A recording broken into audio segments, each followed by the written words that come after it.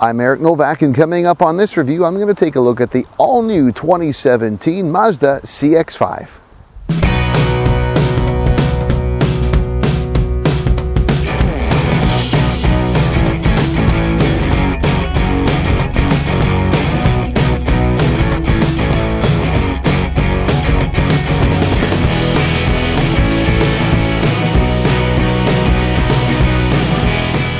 5 years ago, Mazda launched its first ever Mazda CX-5, a mid-size 5-passenger crossover vehicle, and they did so because they had to get really involved in what was a burgeoning and growing segment. The Tribute had long passed its best before date, and so they had to create a new player. I'm not sure if they could have predicted how significant this vehicle would have been in that 5 years, because today it now counts for about 1 in every 4 vehicles that Mazda sells in North America and across the globe. They sold 1.4 million CX-5s in those 5 years, and it's now available in 120 countries. So now that we're 5 years along, it's time to create a next generation vehicle. And I guess one of the questions that Mazda has to ask, if you have a very good and successful thing, how much tinkering do you want to do in creating an all-new model? At first glance, this 2017 Mazda CX-5, which is the feature on our test drive review today, doesn't appear to be that much different at all. And that's what we're going to look at on this review. How new really is it?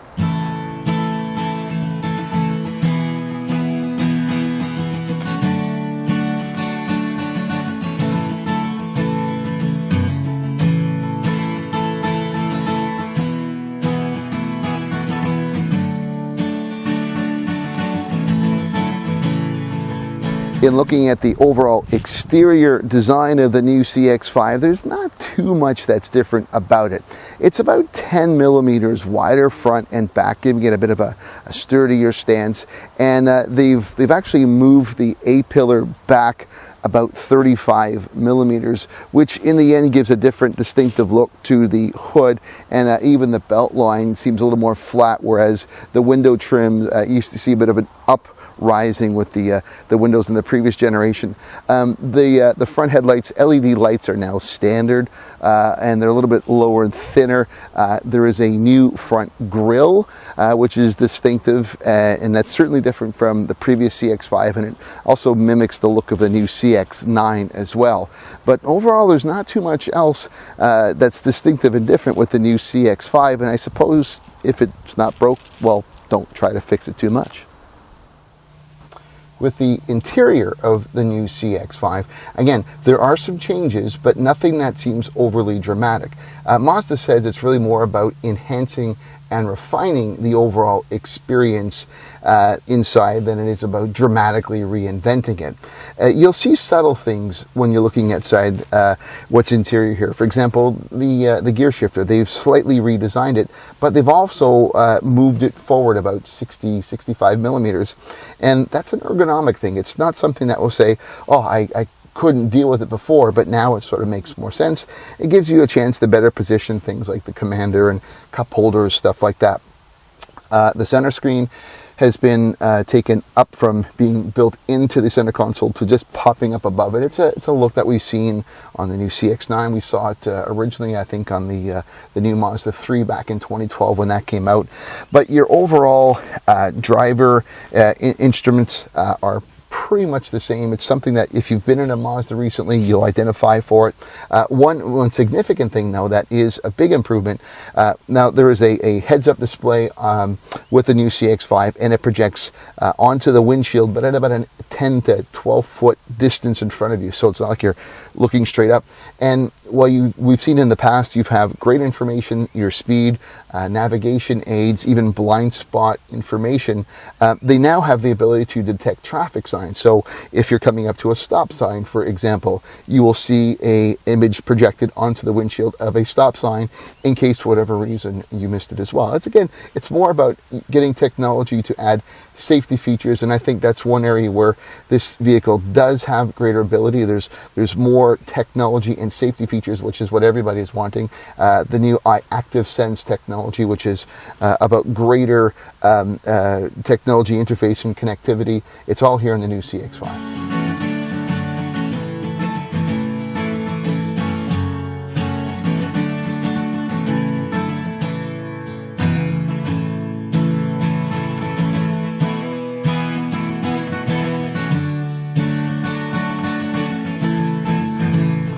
in the back seat of the new CX-5, they've actually added a little bit more legroom. It's about 10 millimeters, which is about half an inch. Not really something you'll notice, but it is part about the enhancement and refining of the interior space.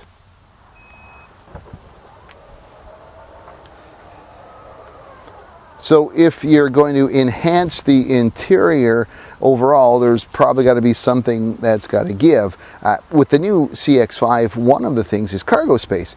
You've actually lost about 3 cubic feet of cargo space with the second row seats up and almost 6 with the second row seats down. It's still okay. It's not diminished and it's not unusable. There's still plenty of room for a couple of golf clubs or hockey bags or groceries, but it is a bit of a reduction. Actually, another surprising sort of give and take element here is the new CX-5 is a little bit heavier. It's only about 30 kilograms or about 48 pounds heavier compared to the previous generation. But in an era where we're seeing everything getting lighter and a lot of effort on reducing weight, it's a bit of a surprise to see the weight of this one go up, albeit slightly. I guess it's part of the give and take. When you're trying to make a more refined ride, it's going to be a bit of a heavier ride.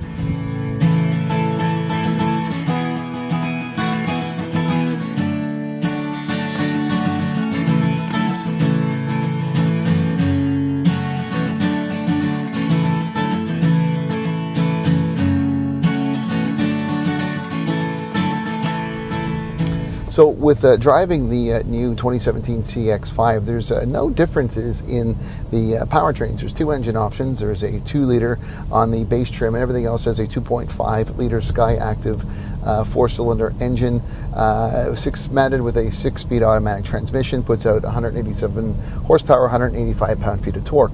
One of the drawbacks, of course, though, is because, as I mentioned, it's a little bit heavier, this new iteration of the CX-5, there's a bit of a reduction in fuel economy. This 2017 edition has a combined fuel economy of 9.2 liters per 100 kilometers, or 25.6 US MPG. That is a drop of 0.2. The old combined in the 2016 version was 9 liters per. So it's a bit odd because normally we're seeing improvements in fuel economy. This one has a slight reduction. It is slight, but nonetheless it is a reduction in fuel economy, and it's all part of this trade-off to get a more refined ride, even though it may not be as fuel efficient of a ride.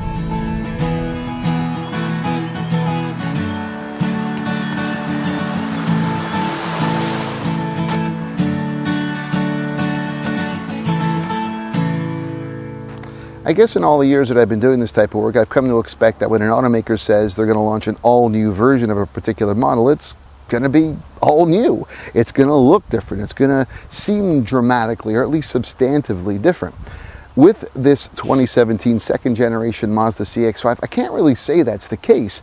I mean, it is new. There are improvements to it. There are some nicer exterior design elements. There is a more refined sense on the interior. There is new technology involved. But overall, is it dramatically different? No, not really. Now, that may not necessarily be a bad thing, because as I mentioned off the top, this is a big hit for Mazda. If it's 1 in every 4 vehicles that they sell globally, you don't want to tinker with it too much to make sure a good thing suddenly becomes out of favor. It's a very competitive segment, this mid-size crossover category, and you want to make sure you have a good thing that continues to be so.